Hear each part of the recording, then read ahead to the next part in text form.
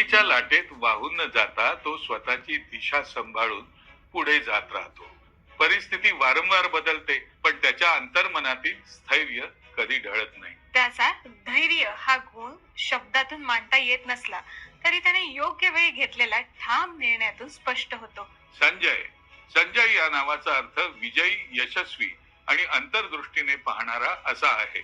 महाभारतातील संजयासारखंच सत्य पाहण्याचं धैर्य आणि ते मांडण्याचं सामर्थ्य या नावात दडलेलं आहे. संजय, तुझं व्यक्तिमत्व म्हणजे धैर्य, विवेक आणि आत्मविश्वास यांचा सुंदर संगम आहे. तुझं अस्तित्व म्हणजे संकटातही माघार न घेणारी शांत ताकद असते.